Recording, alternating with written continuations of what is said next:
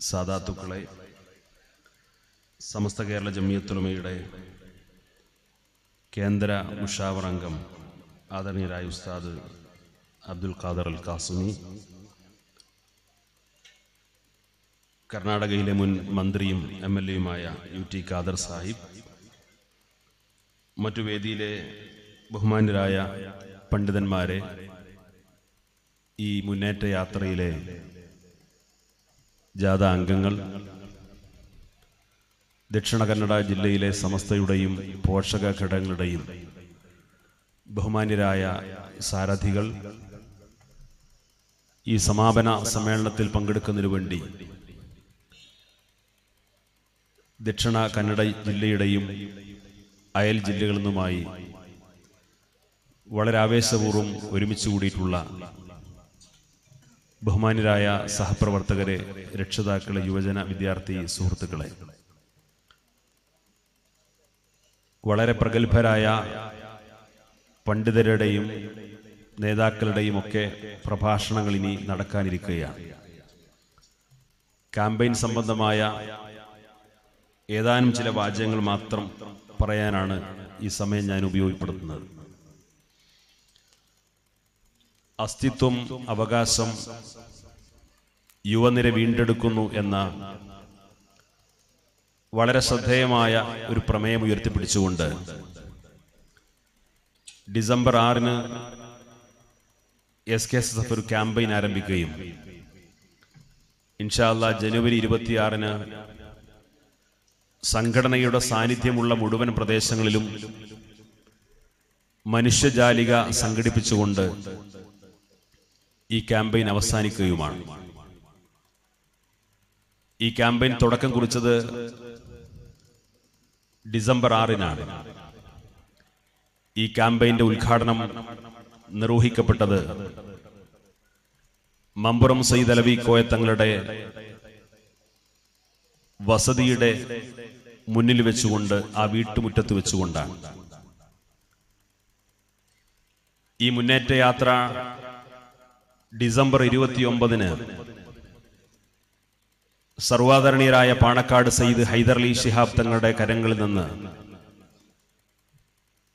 നമ്മുടെ അഭിമന്യ നായകൻ സയ്യിദ് ഹമീദ് അലി ശിഹാബ് തങ്ങൾ സംഘടനയുടെ പതാക ഏറ്റുവാങ്ങിക്കൊണ്ടാണ് ഈ യാത്രക്ക് തുടക്കം കുറിക്കുന്നത്. ദീർഘമായ 12 ദിവസങ്ങൾക്ക് ശേഷം 63 കേന്ദ്രങ്ങളിൽ നടന്ന സ്വീകരണ മഹാസമ്മേളനങ്ങൾക്ക് ശേഷമാണ് ഇന്ന് ഈ മംഗലാപുരം പുത്തൂരിൽ ഇത്രയും വലിയൊരു സമ്മേളനത്തോടുകൂടി സമാപിക്കുന്നത്. ബ്രിട്ടീഷുകാരുടെ കാലത്ത് ബ്രിട്ടീഷ് സമര പോരാളികൾക്ക് ആവശ്യമായ ആത്മീയ നേതൃത്വവും നിർദ്ദേശവും നൽകിയതിന്റെ പേരിൽ നാടുകടത്തപ്പെട്ട് പിൽക്കാലത്ത് വെല്ലൂരിൽ വഫാത്തായ സയ്യിദ് ഹുസൈൻ ആറ്റക്കോയ തങ്ങളുടെ മക്ബറയിൽ വെച്ച് അവിടെ സിയാറത്ത് ചെയ്തതിന് ശേഷം കൊണ്ടുവന്ന പതാകയാണ് ഈ മുന്നേറ്റ യാത്രയ്ക്ക് വേണ്ടി ഉപയോഗപ്പെടുത്തിയത്. ആ സ്വാതന്ത്ര്യ സമരകാലത്ത് അത്രയും ഉന്നതമായ ഒരു നേതൃപദവി അലങ്കരിക്കുകയും അത്തരമൊരു ആത്മീയ നായകന്റെ സാന്നിധ്യം ബ്രിട്ടീഷുകാരെ വല്ലാതെ ഭയപ്പെടുത്തുകയും ചെയ്തപ്പോഴാണ് സയ്യിദ് ഹുസൈൻ ആറ്റക്കോയ തങ്ങളെ വെല്ലൂരിലേക്ക് നാടുകടത്തിയത്. ആ വെല്ലൂരിലേക്ക് നാടുകടത്തപ്പെട്ട സയ്യിദ് ഹുസൈൻ ആറ്റക്കോയ തങ്ങളുടെ സന്താന പരമ്പരയിൽപ്പെട്ടയാളാണ് നമ്മുടെ ആദരണീയനായ നായകൻ പാണക്കാട് സയ്യിദ് ഹമീദ് അലി ശിഹാബ് തങ്ങൾ. വളരെ ചരിത്ര പ്രാധാന്യമുള്ള സ്ഥലങ്ങളെയും തീയതികളെയും കേന്ദ്രീകരിച്ചുകൊണ്ട് ഉന്നതമായ ഒരു ലക്ഷ്യം മുന്നിൽ വെച്ചുകൊണ്ടാണ് ഈ ക്യാമ്പയിൻ നാം ആരംഭിച്ചിട്ടുള്ളത്. അതുകൊണ്ട് തന്നെ ഈ ക്യാമ്പയിനിലൂടെ ഉന്നയിക്കപ്പെടുന്ന വിഷയങ്ങളും അതിന്റെ പ്രസക്തിയും പ്രാധാന്യവും വിളിച്ചോതിക്കൊണ്ടാണ് ഈ 63 കേന്ദ്രങ്ങളും ഞങ്ങൾ പിന്നിട്ടിട്ടുള്ളത്. തിരുവനന്തപുരം മുതൽ കേരളത്തിലെ 14 ജില്ലകൾ പിന്നിട്ടു. തമിഴ്നാട്ടിലെ നീലഗിരി ജില്ല, അവിടെയും പര്യടനം നടത്തി.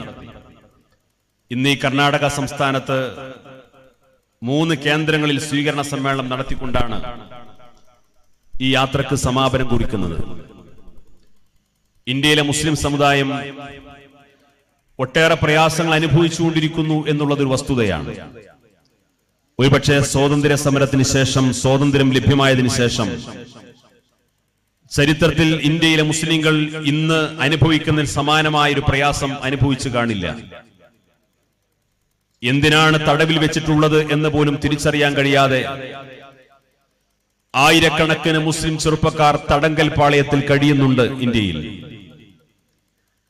ആയിരക്കണക്കിന് മുസ്ലിങ്ങൾക്ക് അവരുടെ അവകാശങ്ങൾ നിഷേധിക്കപ്പെടുന്നുണ്ട് നമ്മുടെ രാജ്യത്ത്. ആയിരക്കണക്കിന് ആളുകളെ വിവിധ കലാപങ്ങളിലൂടെ കൊന്നൊടുക്കിയിട്ടുണ്ട് നമ്മുടെ രാജ്യത്ത്. മുസ്ലിങ്ങളെ 2ാം തരം പൗരന്മാരാക്കി മാറ്റി അവർ ഈ രാജ്യത്ത് പൗരത്വത്തിന് പോലും അവകാശമില്ലാത്തവരാണെന്ന് വരുത്തി തീർത്ത് ഈ രാജ്യത്ത് നിന്ന് അവരെ പുറന്തള്ളുന്നതിനു വേണ്ടി പൗരത്വ ഭേദ നിയമം പോലും നമ്മുടെ പാർലമെന്റിൽ പാസാക്കിയിട്ടുണ്ട്. സമാനമായ പുതിയ പുതിയ നിയമ ഭേദഗതികൾ കൊണ്ടുവന്നുകൊണ്ട്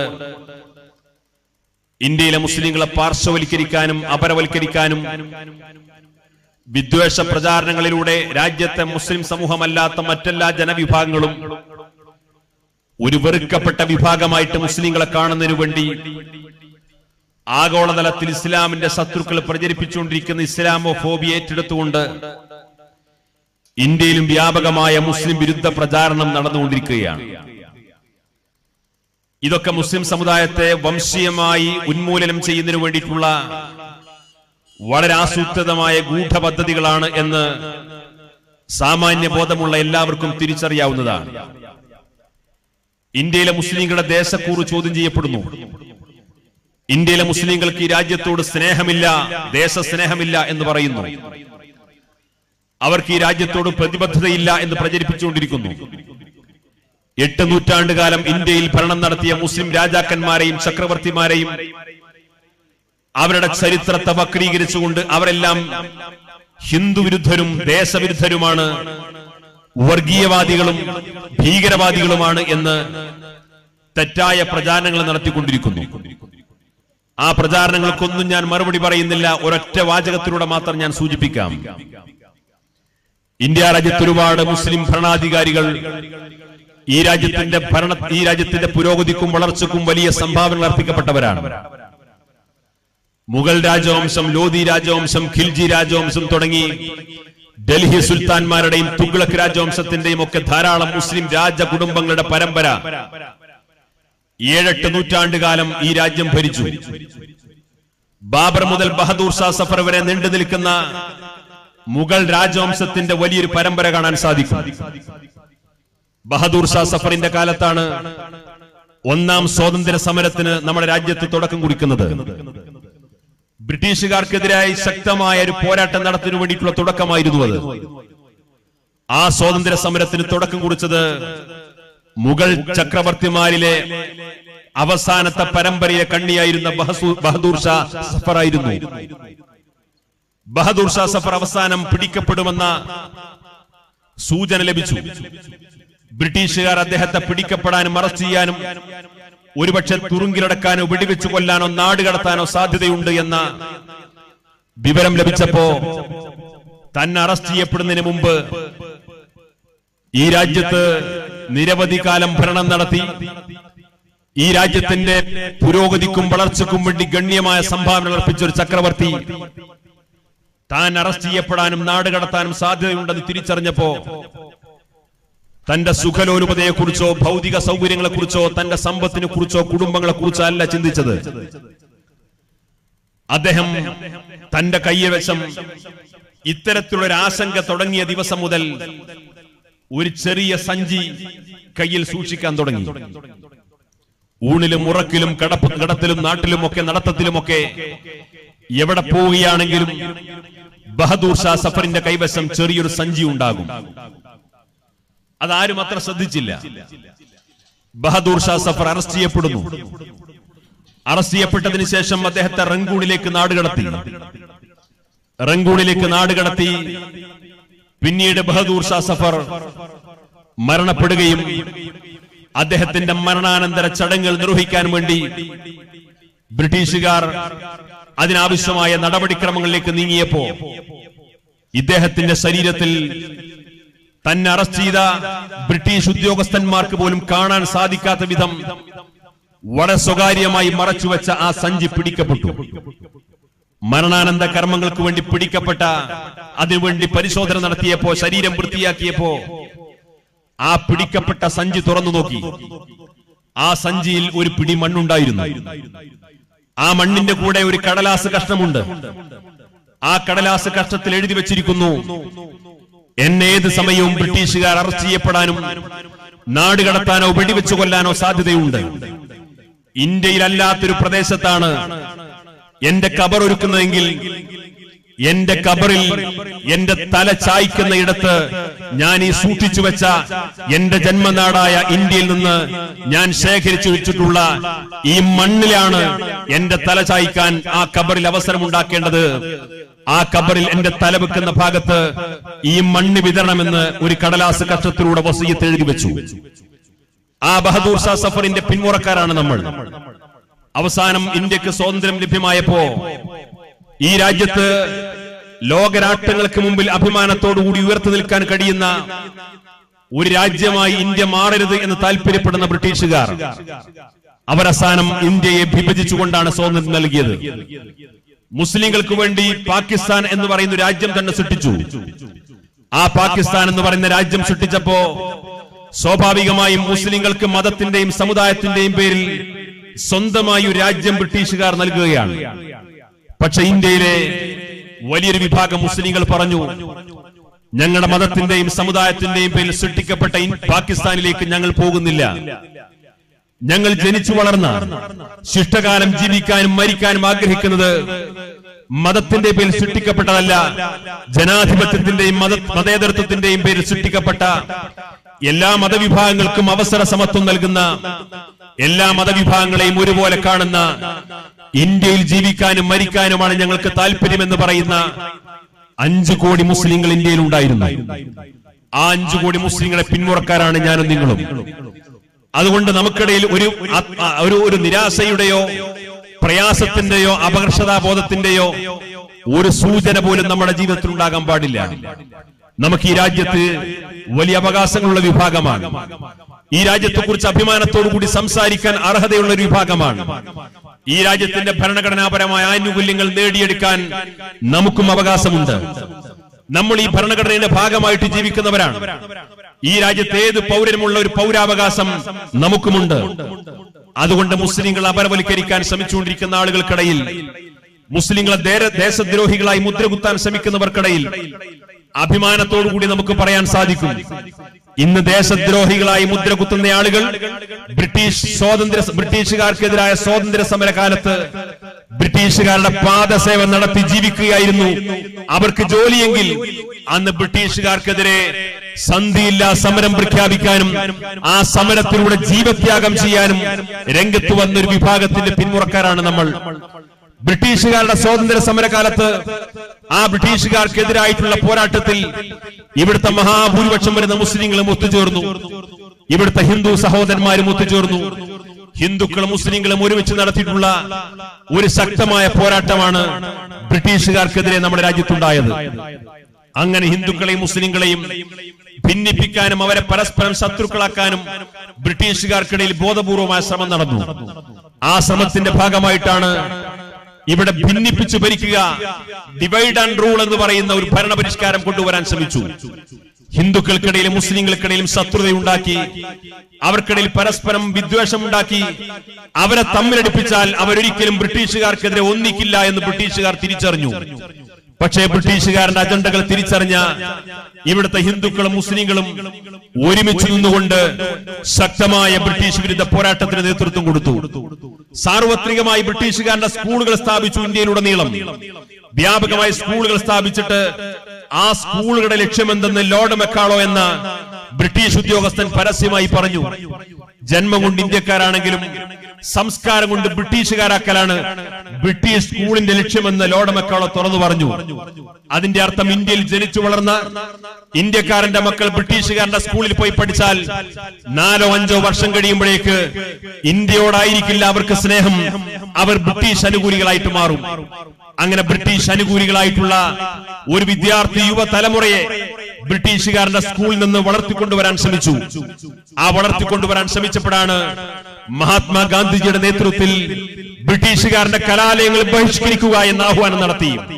ബ്രിട്ടീഷുകാരുടെ കലാലയങ്ങൾ ബഹിഷ്കരിക്കാൻ നിസ്സഹകരണ പ്രസ്ഥാനങ്ങളും കലാലയ ബഹിഷ്കരണവുമായി മഹാത്മാഗാന്ധിജി രംഗത്ത് വന്നപ്പോ മറുഭാഗത്ത് സ്വന്തം വിശ്വാസവും സംസ്കാരവും നഷ്ടപ്പെടുത്തിക്കൊണ്ടുള്ള ബ്രിട്ടീഷ് അനുകൂലികളെ സൃഷ്ടിക്കുന്ന ഒരു വിദ്യാഭ്യാസമാണ് ബ്രിട്ടീഷുകാരുടെ വിദ്യാഭ്യാസമെങ്കിൽ ഇംഗ്ലീഷ് ഭാഷയോടുള്ള വിരോധം കൊണ്ടല്ല, ഭൗതിക വിദ്യാഭ്യാസത്തോടുള്ള വിരോധം കൊണ്ടല്ല, ഈ രാജ്യത്തിനെതിരായ ഒരു തലമുറയെ സൃഷ്ടിക്കുന്ന വിദ്യാഭ്യാസമാണെങ്കിൽ ആ വിദ്യാഭ്യാസം ഇന്ത്യയിലെ മുസ്ലിങ്ങൾക്ക് വേണ്ട എന്ന് പറയാൻ ഈ രാജ്യത്തെ പാരമ്പര്യ മുസ്ലിങ്ങൾ രംഗത്ത് വന്നു.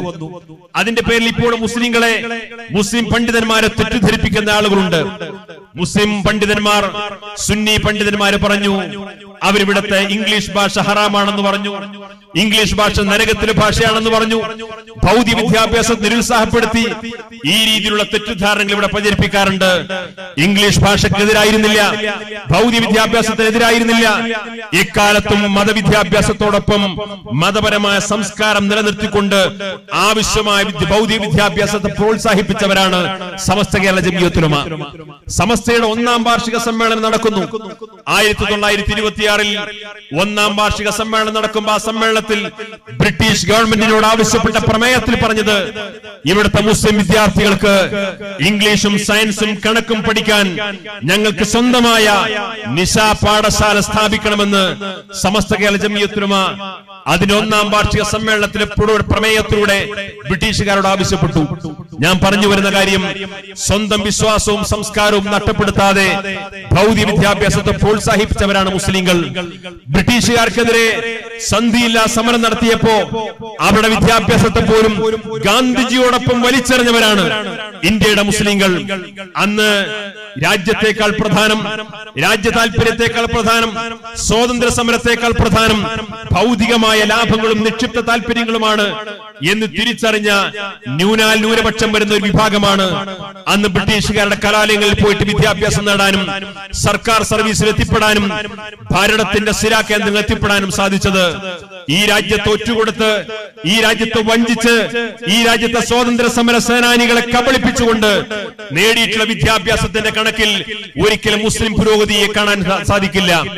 അങ്ങനെ കടന്നു വന്നൊരു സമുദായം, രാജ്യത്തിനു വേണ്ടി പോരാടി മരിച്ചവരുടെ പിന്മുറക്കാർ. ഇന്ന് ഔദ്യോഗിക തലങ്ങൾ നമ്മൾ പരിശോധിക്കുമ്പോ നാം വളരെയധികം ശൂന്യത അനുഭവപ്പെടുന്നു. ഇന്ത്യ രാജ്യത്ത് കേന്ദ്ര സംസ്ഥാന സർവീസുകൾ പരിശോധിക്കുമ്പോ അവിടെ മുസ്ലിം സമുദായത്തിൽ ഉദ്യോഗ പ്രാതിനിധ്യമില്ല. മുസ്ലിം സമുദായം വളരെ പിറകിൽ നിൽക്കുന്നു. ഇന്ത്യയിലെ മുസ്ലിം സമൂഹത്തിന്റെ സാമ്പത്തിക സാമൂഹിക വിദ്യാഭ്യാസ അവസ്ഥകളെ കുറിച്ച് പഠിക്കാൻ ഡോക്ടർ മൻമോഹൻ സിംഗ് പ്രധാനമന്ത്രിയായിരുന്ന സമയത്താണ് ജസ്റ്റിസ് രജീന്ദ്ര സച്ചാർ കമ്മിറ്റിയെ നിയോഗിച്ചത്. സച്ചാർ കമ്മിറ്റി റിപ്പോർട്ട് പുറത്തു വന്നപ്പോ ഇവിടെ SC/ST വിഭാഗത്തെക്കാൾ പിറകിൽ മുസ്ലിം സമുദായമാണ് എന്ന വളരെ ഞെട്ടിക്കുന്ന വസ്തുതാ റിപ്പോർട്ടാണ് പുറത്തു വന്നത്. അതിന്റെ അർത്ഥം ഉന്നത വിദ്യാഭ്യാസ രംഗത്തേക്ക് കടന്നുവരാൻ, സർക്കാർ സർവീസിലേക്ക് എത്തിപ്പെടാൻ, ഇവിടുത്തെ രാജ്യത്തിന്റെ പ്രധാനപ്പെട്ട കീ പോയിന്റുകൾ എത്തിക്കാൻ മുസ്ലിം സമുദായത്തിന്റെ ഭാഗത്ത് കാര്യമായ ശ്രമങ്ങൾ ഉണ്ടായില്ല. നമ്മൾ സ്വാതന്ത്ര്യ സമരകാലത്തിന് ശേഷം, സ്വാതന്ത്ര്യത്തിന് ശേഷം സ്വാഭാവികമായും ജീവിക്കാൻ ആവശ്യമായ ചില വരുമാനങ്ങളെ കുറിച്ചും സാമ്പത്തിക ലാഭത്തെ കുറിച്ചും മാത്രം ചിന്തിച്ചു. ഈ സമുദായത്തിന്റെ നിലനിൽപ്പിന് അടിസ്ഥാനപരമായ ആവശ്യം അധികാര പങ്കാളിത്തമാണ് എന്ന യാഥാർത്ഥ്യം ബോധപൂർവം അല്ലെങ്കിൽ ബോധമില്ലാതെ നമുക്കത് ചിന്തിക്കാനോ അതിനാവശ്യമായ കർമ്മപരിപാടികൾ ആവിഷ്കരിക്കാനോ കഴിഞ്ഞ കാലങ്ങളിൽ സാധിച്ചില്ല. ഇന്ന് നാം വലിയ പ്രതിസന്ധി നേരിട്ടുകൊണ്ടിരിക്കുന്നു, വലിയ തോതിലുള്ള പ്രതിസന്ധി നേരിട്ടുകൊണ്ടിരിക്കുന്നു. ഞാൻ തുടക്കത്തിൽ സൂചിപ്പിച്ചതുപോലെയുള്ള വലിയ അപരവൽക്കരണങ്ങൾ മുസ്ലിങ്ങൾക്കെതിരെ ഇന്ന് നടന്നുകൊണ്ടിരിക്കുകയാണ്. മുസ്ലിങ്ങൾക്കെതിരെ ഏത് സമയത്തും എന്തു നിയമവും പാസാക്കപ്പെടാം എന്ന രീതിയിലേക്കാണ് നമ്മുടെ രാജ്യം മുന്നോട്ട് പോയിക്കൊണ്ടിരിക്കുന്നത്. ഇവിടെ എന്താണ് പരിഹാരമാർഗം? ഇവിടെ എന്താണ് പരിഹാരമാർഗം? ഈ രാജ്യം ഇന്ന് ഭരിച്ചുകൊണ്ടിരിക്കുന്നത് സംഘപരിവാർ ശക്തികളാണ്. മുസ്ലിം സമുദായത്തിനെതിരെ പരസ്യമായി യുദ്ധം പ്രഖ്യാപിച്ചവരാണ്. ഇന്ത്യയിലെ മുസ്ലിങ്ങൾ എന്ന് പറഞ്ഞാൽ ഈ രാജ്യത്തെ ബാധിച്ച ക്യാൻസറുകളാണ്. ആ ക്യാൻസറുകൾ ഇന്ത്യയുടെ ശരീരത്തിൽ നിന്ന് ഛേദിച്ചു കളയണമെന്ന് പരസ്യമായി പ്രഖ്യാപിച്ചവരാണ് ഇന്ന് ഇന്ത്യ ഭരിച്ചുകൊണ്ടിരിക്കുന്നത്. ഇന്ത്യ ഭരിച്ചുകൊണ്ടിരിക്കുന്ന ഇത്തരത്തിലുള്ള ഭരണകൂട ഭീകരതയുമായി കഴിഞ്ഞുകൊണ്ടിരിക്കുന്ന ഒരേകാധിപതി രാജ്യം ഭരിച്ചുകൊണ്ടിരിക്കുമ്പോ മതബോധമുള്ള, അഭിമാനബോധമുള്ള, അസ്തിത്വബോധമുള്ള, അവകാശബോധമുള്ള ഒരു മുസ്ലിം എന്ത് ചെയ്യണം? ഈ ക്യാമ്പയിൻ ഈ സമൂഹത്തോട് പറയുന്ന കാര്യം അതാണ്. ഈ പ്രതിസന്ധി കാലത്ത് ഇന്ത്യയിലെ മുസ്ലിം എന്ത് ചെയ്യണം? ഇവിടുത്തെ ചെറുപ്പക്കാർ എന്ത് ചെയ്യണം? ഇവിടുത്തെ വിദ്യാർത്ഥികൾ എന്ത് ചെയ്യണം? ഇവിടെ പല ഓപ്ഷനുകളും നമ്മുടെ മുമ്പിലേക്ക് വരുന്നുണ്ട്. പലരും പല വഴികളും പറഞ്ഞുകൊണ്ടിരിക്കുന്നുണ്ട്. ഇന്ത്യയിൽ നരേന്ദ്രമോദി രണ്ടാമതും അധികാരത്തിൽ വന്നിരിക്കുന്നു. ഒരേകാധിപതിയെ പോലെ അദ്ദേഹം ഭരണം നടത്തിക്കൊണ്ടിരിക്കുന്നു. അദ്ദേഹത്തിന് തോന്നുന്നതൊക്കെ ബില്ലായി അവതരിപ്പിച്ച് നിയമം പാസാക്കപ്പെട്ടുകൊണ്ടിരിക്കുന്നു. ആർക്കെതിരെയും ഏത് കേസും എപ്പോഴും വന്ന് ഇങ്ങനെ ഭയപ്പെടുത്തി കീഴടക്കാൻ ഒരു ഏകാധിപതി നമ്മുടെ മുമ്പിൽ വന്നിരിക്കുന്നു. എന്താണ് നമ്മുടെ മുമ്പിലുള്ള മാർഗം? ഒരു വിഭാഗം പറയുന്നു, ഇനി നമുക്ക് അവരുമായിട്ട് കോംപ്രമൈസ് ആവാം, അവരുടെ കൂടെ ജീവിക്കാം, അവരോട് ശത്രുത പ്രഖ്യാപിക്കേണ്ടതില്ല, അവർക്കെതിരായ സമീപനം സ്വീകരിക്കേണ്ടതില്ല, അവർക്കൊക്കെ കീഴൊതുങ്ങി ജീവിച്ച് അവർക്ക് വിധേയപ്പെട്ട് നമ്മുടെ അടയാളങ്ങളും ചിഹ്നങ്ങളും ഒക്കെ തൽക്കാലം മാറ്റിവെച്ച് തൽക്കാലം സുഭിക്ഷമായിട്ട് ജീവിച്ചാൽ പോരെ, ആ ജീവിതാനുഭവങ്ങൾക്ക് വേണ്ടി നമുക്ക് അവരോട് വിധേയപ്പെട്ട് ജീവിക്കാം എന്നൊരു വാദം ഒരു ഭാഗത്ത് വരുന്നു. മറുഭാഗത്ത് പറയുന്നു, ഒരു നിലക്കും അവരുമായിട്ട് നമുക്ക് കോംപ്രമൈസ് ചെയ്യാൻ പറ്റില്ല, അവരുമായിട്ട് ഒരു വിട്ടുവീഴ്ചക്കും മുന്നോട്ട് പോകാൻ കഴിയില്ല. അവരോട് വിട്ടുവീഴ്ചയില്ലാത്ത സമീപനം സ്വീകരിക്കുന്നു എന്ന് മാത്രമല്ല, അവരിങ്ങോട്ടൊന്നു പറഞ്ഞാൽ തിരിച്ച് രണ്ടങ്ങോട്ട് പറയണം. അവരിങ്ങോട്ട് വികാരം ഇളക്കി വിട്ടാൽ തിരിച്ചങ്ങോട്ടും വൈകാരികയോട് പ്രതികരിക്കണം. പ്രകോപനപരമായ പ്രസംഗം അവർ നടത്തിയാൽ തിരിച്ചും പ്രകോപനപരമായ പ്രസംഗം നടത്തണം.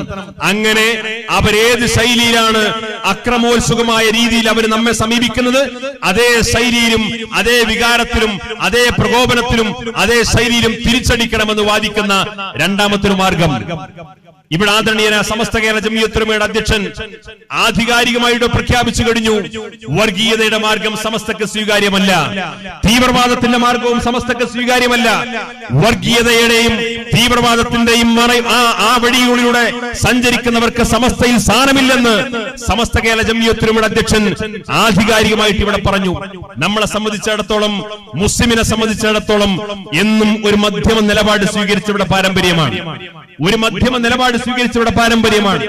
ഇന്ത്യ ഭരിച്ചുകൊണ്ടിരിക്കുന്ന ഭരണാധികാരികളെ നമുക്ക് ബഹുമാനിക്കാം, ഭരണാധികാരികൾ എന്ന നിലക്ക് അവരെ ആദരിക്കാം.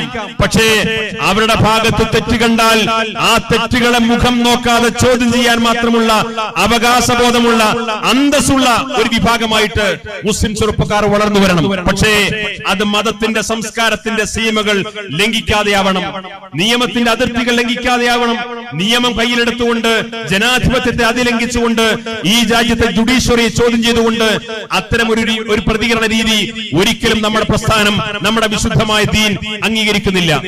അതുകൊണ്ട് ഈ രാജ്യത്ത് നമ്മുടെ വിശ്വാസവും സംസ്കാരവും കാത്തു സൂക്ഷിച്ചുകൊണ്ട് ഭരണഘടനയ്ക്ക് വിധേയമായി ജനാധിപത്യപരമായ മാർഗത്തിലൂടെ നിയമവിധേയമായി നമ്മുടെ ആവശ്യങ്ങൾ എങ്ങനെ പറയാനും പ്രവർത്തിക്കാനും സാധിക്കുമോ ആ മാർഗമാണ് സമസ്ത കേരള ജംഇയ്യത്തുൽ ഉലമയും പോഷക സംഘടനകളും നൂറ്റാണ്ടിനോടടുക്കുന്ന ഈ പ്രസ്ഥാനം ഇക്കാലം അത്രയും ചെയ്തിട്ടുള്ളത്. അതുകൊണ്ട് തന്നെ ഇവിടെ മാറി മാറി വരുന്ന ഭരണകൂടങ്ങൾക്ക് മുമ്പിൽ ഇന്ന് വരെ സമസ്ത കേരള ജംഇയ്യത്തുൽ ഉലമക്കെതിരെ, അതിന്റെ പ്രവർത്തകർക്കെതിരെ അത്തരത്തിലുള്ള നിയമത്തെ അതിലംഘിച്ച, നിയമം കയ്യിലെടുത്ത, ജനാധിപത്യ വിരുദ്ധ പ്രവർത്തനം നടത്തിയ, ഭരണഘടനാ വിരുദ്ധ പ്രവർത്തനം നടത്തിയ, ജുഡീഷ്യറിക്കെതിരെ ഒരു നിലപാട് സ്വീകരിച്ച ഒരു ഉദാഹരണം പോലും ചൂണ്ടിക്കാണിക്കാൻ കഴിയില്ല. ആ വഴിയിലൂടെയാണ് നമുക്ക് സഞ്ചരിക്കാനുള്ളത്. ആ വഴിയിലൂടെ സഞ്ചരിക്കുമ്പോ രണ്ട് മാർഗങ്ങളാണ് വിമോചനത്തിന്റെ വഴിയായിട്ട് നമ്മുടെ മുമ്പിൽ തുറന്നു വെക്കപ്പെട്ടിരിക്കുന്നത്. ഈ ജനാധിപത്യ രാജ്യത്ത് രണ്ടു വഴിയാണ് നമ്മുടെ മുമ്പിലുള്ളത്. ഒന്നാമത്തെ വഴി പാർലമെന്ററി രാഷ്ട്രീയത്തിലൂടെ തെരഞ്ഞെടുപ്പിൽ മത്സരിച്ച് വിജയിച്ച് നിയമനിർമ്മാണ സഭകളിലെത്തി ഈ സമുദായത്തിന്റെ, രാജ്യത്തെ അവശ വിഭാഗങ്ങളുടെ, പിന്നാക്ക വിഭാഗങ്ങളുടെ, ദലിതുകളുടെ, ആദിവാസികളുടെ, കഷ്ടപ്പെടുന്നവരുടെ, പ്രയാസം അനുഭവിക്കുന്നവരുടെ ഭരണഘടനാപരമായ അവകാശങ്ങൾ നേടിയെടുക്കാൻ നിയമവിധേയമായി പാർലമെന്ററി രാഷ്ട്രീയത്തിലൂടെ പ്രവർത്തിക്കാനും പൊരുതാനും സാധിക്കണം. നാം ഒരു പ്രത്യക്ഷ രാഷ്ട്രീയത്തിൽ ഇടപെടുന്ന സംഘടനയല്ലാത്തതുകൊണ്ട് നാം അത്തരം നിലപാടുകളിലേക്ക്, അത്തരം വഴികളിലേക്ക് മുന്നോട്ട് പോകുന്നില്ല. പക്ഷേ അത്തരം ഗുണകരമായ വഴികൾ സ്വീകരിക്കുന്ന ആളുകളെ പിന്തുണക്കാനും സഹായിക്കാനും ആ കൂട്ടായ്മകൾ ശക്തിപ്പെടുത്താനും നാം ബാധ്യസ്ഥരാണ്. രണ്ടാമത്തെ വഴി എന്ന് പറയുന്നത് ഒരു ഭരണാധികാരിയേക്കാൾ, ഒരു ജനപ്രതിനിധിയേക്കാൾ ഈ സമൂഹത്തിൽ ചെയ്യാവുന്ന ഏറ്റവും വലിയ സേവനമാണ്. ഒരു MLA-യുടെ, ഒരു MP-യുടെ, ഒരു മന്ത്രിയുടെ, ഒരു മന്ത്രിസഭയുടെ പരമാവധി ആയുഷ്കാലം 5 വർഷമാണ്. 5 വർഷം കഴിഞ്ഞാൽ വീണ്ടും ജനങ്ങൾ തെരഞ്ഞെടുത്താൽ മാത്രമേ അവർക്ക് വീണ്ടും ഭരണത്തിൽ തുടരാൻ കഴിയൂ, വീണ്ടും ജനപ്രതിനിധി സഭയിൽ എത്താൻ സാധിക്കൂ, നിയമനിർമ്മാണ സഭകളിൽ ഇടപെടാൻ കഴിയൂ. നേരെ മറിച്ച് ഇവിടുത്തെ കേന്ദ്ര സംസ്ഥാന സർവീസിൽ വിദ്യാഭ്യാസം നേടി ഒരു സർക്കാർ ജോലി ലഭ്യമായാൽ, സർക്കാർ ഉദ്യോഗസ്ഥനായിട്ട് നിയമനം കിട്ടിക്കഴിഞ്ഞാൽ 30, 35, 40 വർഷം വരെ ഒരുപക്ഷെ സർക്കാർ സർവീസിൽ സേവനം ചെയ്യാൻ സാധിക്കും, ഉദ്യോഗ മേഖല എത്തിപ്പെടാൻ സാധിക്കും. ഒരു LD ക്ലർക്ക് മുതൽ, ഒരു പിയൂൺ പോസ്റ്റ് മുതൽ IPS, IAS പോലെയുള്ള ഉന്നത മേഖലയിലേക്ക് എത്തിപ്പെടാൻ നമ്മുടെ സമൂഹത്തിന് സാധിക്കും. അത് ഈ സമുദായത്തിന് അവകാശമുണ്ട്. ഈ രാജ്യത്തെ എല്ലാ വിഭാഗങ്ങൾക്കും അവകാശമുള്ളതുപോലെ ഈ രാജ്യത്ത് ഏത് വിദ്യാഭ്യാസം നേടാനും, ഏത് ഉന്നത പദവികൾ സ്വീകരിക്കാനും, ഏത് IPS, IAS പോസ്റ്റിലേക്ക് എത്തിപ്പെടാനും ഇന്ത്യയിലെ മുസ്ലിങ്ങൾക്ക് സാധിക്കണം. അതിന് നമുക്ക് അവകാശമുണ്ട്. ഈ ക്യാമ്പയിൻ പറയുന്ന പ്രധാനപ്പെട്ട സന്ദേശം നമ്മുടെ മക്കളെ വിദ്യാഭ്യാസം ചെയ്യിപ്പിക്കണം, മതവിദ്യാഭ്യാസവും ഭൗതിക വിദ്യാഭ്യാസവും ചെയ്യിപ്പിക്കണം. വിദ്യാഭ്യാസം നേടിക്കഴിഞ്ഞാൽ, പ്രായപൂർത്തിയെത്തിയാൽ 20, 25 വയസ്സാകുമ്പോഴേക്ക് വരുമാനത്തിനാവശ്യമായ, സാമ്പത്തിക ലാഭത്തിനാവശ്യമായ എന്തു വഴികളും സ്വീകരിക്കുക എന്ന മാർഗമല്ല ഇനി മുതൽ നാം സ്വീകരിക്കേണ്ടത്. പരമാവധി സംസ്ഥാനത്തിന്റെയും കേന്ദ്രത്തിന്റെയും സർക്കാർ സർവീസിലേക്ക് എത്തിപ്പെടാൻ സാധിക്കണം, സർക്കാർ ജോലി ലഭ്യമാകണം, സർക്കാരിന്റെ ഉന്നത പദവികളിലേക്ക് എത്തിപ്പെടാൻ സാധിക്കണം. ഇവിടെ കർണാടകയിലൊക്കെ മന്ത്രിയായി, MLA ആയി ഇപ്പോൾ സേവനം ചെയ്തിരിക്കുന്ന UT ഖാദർ സാഹിബ് ഉൾപ്പെടെയുള്ള ആളുകളുണ്ട്.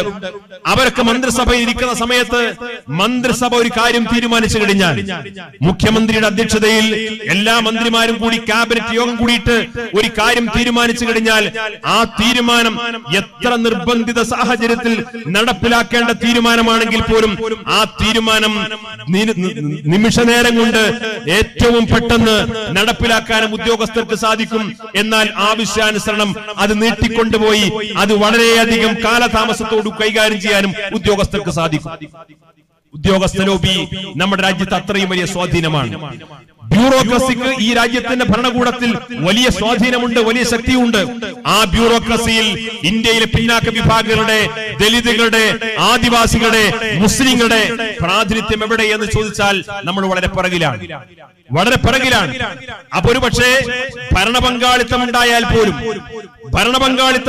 പോലും ആ ഭരണകൂടം നടപ്പിലാക്കാൻ ഉദ്ദേശിക്കുന്ന കാര്യങ്ങൾ ഫലപ്രദമായി നടപ്പിലാക്കണമെങ്കിൽ ബ്യൂറോക്രസിയുടെ സഹകരണം ആവശ്യമാണ്. ബ്യൂറോക്രസിയുടെ സഹകരണം വളരെ അനിവാര്യമാണ്. ആ ബ്യൂറോക്രസിയിലേക്ക് എത്തിപ്പെടാൻ ആവശ്യമായിട്ടുള്ള ഒരു പ്രവർത്തനത്തിലേക്ക് നമുക്ക് നടന്നു നീങ്ങാൻ സാധിക്കണം. ഈ ക്യാമ്പയിൻ നിങ്ങളുടെ ആവശ്യപ്പെടുന്ന ഒരേ ഒരു ആവശ്യം, ഓരോ വീട്ടിലും ഒരു സർക്കാർ ഉദ്യോഗസ്ഥൻ എന്ന സന്ദേശമാണ് കൈമാറുന്നത്. ഇവിടെ രക്ഷിതാക്കളുണ്ട്, വിദ്യാർത്ഥികളുണ്ട്, യുവാക്കളുണ്ട്, വിവിധ സ്ഥാപനങ്ങൾക്ക് നേതൃത്വം കൊടുക്കുന്നവരുണ്ട്, മതസ്ഥാപനങ്ങൾ നടത്തുന്നവരുണ്ട്, മഹല്ല് ജമാഅത്തുകൾ നടത്തുന്നവരുണ്ട്. നിങ്ങൾക്കെല്ലാവർക്കും ഈ വിഷയത്തിൽ പങ്കാളിത്തം വഹിക്കാൻ സാധിക്കും. മുസ്ലിം സമുദായത്തിന്റെ ആധികാരികത നിലനിർത്തുവാനും അവരുടെ വ്യക്തിത്വം നിലനിർത്താൻ, ഐഡന്റിറ്റി നിലനിർത്താൻ, ഭരണഘടനാപരമായി നമുക്ക് ലഭ്യമാകേണ്ട ആനുകൂല്യങ്ങൾ ലഭിച്ച് നമ്മുടെ ഐഡന്റിറ്റി നിലനിർത്തിക്കൊണ്ട് ജീവിക്കാൻ ആവശ്യമായ സ്ഥിരം ജനാധിപത്യത്തിന്റെ സംവിധാനമായ ഉദ്യോഗ പ്രാതിനിധ്യത്തിലേക്ക് എത്തിച്ചേരാൻ നമുക്ക് സാധിക്കണം. അതിനു വേണ്ടിയിട്ട് SKSF ആരംഭിച്ചിട്ടുള്ള ഈ ക്യാമ്പയിൻ നിങ്ങൾ ഏറ്റെടുക്കണമെന്ന് മാത്രമാണ് ഈ സന്ദർഭത്തിൽ സൂചിപ്പിക്കാനുള്ളത്. ഈ ക്യാമ്പയിൻ ജനുവരി 26 അവസാനിക്കുന്നില്ല. ഈ മുന്നേറ്റ യാത്രയുടെ സമാപനത്തോടുകൂടി അവസാനിക്കുന്നില്ല. ഇനിയും നിങ്ങളിലേക്ക് SKSF-ന്റെ പ്രവർത്തകന്മാർ കടന്നുവരും. നിങ്ങളുടെ മക്കളെ അന്വേഷിച്ചുകൊണ്ട്, നിങ്ങളുടെ വിദ്യാർത്ഥികളെ അന്വേഷിച്ചുകൊണ്ട്, നിങ്ങളുടെ മഹല്ലുകളിൽ പഠിച്ചുകൊണ്ടിരിക്കുന്ന വിദ്യാർത്ഥികളെ അന്വേഷിച്ചുകൊണ്ട് അവർ വരുന്ന സമയത്ത് ഈ മത്സര പരീക്ഷകളിൽ പങ്കെടുക്കാനും അതിൽ പ്രാവീണ്യം നേടാനും ആ പരിശീലനത്തിൽ പങ്കാളികളായിട്ട് രാജ്യത്തിന്റെ പ്രധാനപ്പെട്ട കീ പോയിന്റിലേക്ക് എത്തിക്കാൻ ആവശ്യമായിട്ടുള്ള സംഘടന നടത്തുന്ന, ഈ സമുദായത്തിന്റെ നന്മയ്ക്ക് വേണ്ടി നടത്തുന്ന, ഈ രാജ്യത്തിന്റെ വ്യവസ്ഥാപിതമായ പുരോഗതിക്ക് വേണ്ടി നടത്തുന്ന ഈ പ്രവർത്തനങ്ങളിൽ നിങ്ങൾ എല്ലാവരും പങ്കാളികളാകണം എന്ന് മാത്രം സൂചിപ്പിച്ചുകൊണ്ട് ഈ കഴിഞ്ഞ 12-13 ദിവസമായി ഈ യാത്ര വിജയിപ്പിക്കാൻ മുന്നോട്ട് വന്ന മുഴുവൻ ആളുകളെയും പ്രത്യേകം അഭിവാദ്യം ചെയ്തുകൊണ്ട് പ്രത്യേകം സംഘടനയുടെ കടപ്പാടും നന്ദിയും അറിയിച്ചുകൊണ്ട് പ്രത്യേകിച്ച് ഈ യാത്രയെ അനുഗമിച്ച പ്രിയപ്പെട്ട സഹപ്രവർത്തകന്മാർ, SKSFന്റെ സംസ്ഥാന സെക്രട്ടേറിയറ്റിലുള്ള ആളുകൾ, ജില്ലാ ഭാരവാഹികൾ, വിവിധ പ്രദേശങ്ങളിലെ സംഘടനാ പ്രവർത്തകർ, വിവിധ സ്വീകരണ സമ്മേളനങ്ങളിലെ സംഘാടക സമിതികൾ, അങ്ങനെ ഏതെല്ലാം അർത്ഥത്തിൽ ഈ യാത്രയെ സമ്പൂർണ്ണ വിജയത്തിലെത്തിക്കാൻ സാധിക്കുമോ അതിനെല്ലാം വേണ്ടി വളരെയധികം സമർത്ഥമായി, വളരെയധികം ആധികാരികമായി നല്ല രീതിയിൽ പ്രവർത്തിച്ച മുഴുവൻ പേരെയും അഭിനന്ദിക്കുന്നു. ഗൾഫ് രാജ്യങ്ങളിലുള്ള SKSFന്റെ കമ്മിറ്റികൾ, UAE-യിലെ വിവിധ SKSFന്റെ എമിറേറ്റ്സുകളിലെ കമ്മിറ്റികൾ, ബഹ്റൈനിലെ കമ്മിറ്റികൾ, അതേപോലെ വിവിധങ്ങളായിട്ടുള്ള ഗൾഫ് രാജ്യങ്ങളിലെ കമ്മിറ്റികൾ, ഈ കമ്മിറ്റി ഭാരവാഹികളെല്ലാം ഈ യാത്രയുടെ വിജയത്തിനു വേണ്ടി വ്യത്യസ്തമായ രീതിയിൽ സഹായിച്ചിട്ടുണ്ട്. മസ്കറ്റിലെയും മറ്റു ഗൾഫ് രാജ്യങ്ങളിലൊക്കെ വിവിധ സംഘടനാ പ്രവർത്തകരുടെ വാട്സ്ആപ്പ് ഗ്രൂപ്പുകൾ ഉൾപ്പെടെ പല രീതിയിലും ഇതിനുവേണ്ടി പ്രചരിപ്പിച്ചിട്ടുണ്ട്. സാമൂഹ്യ മാധ്യമങ്ങൾ ഇടപെടുന്ന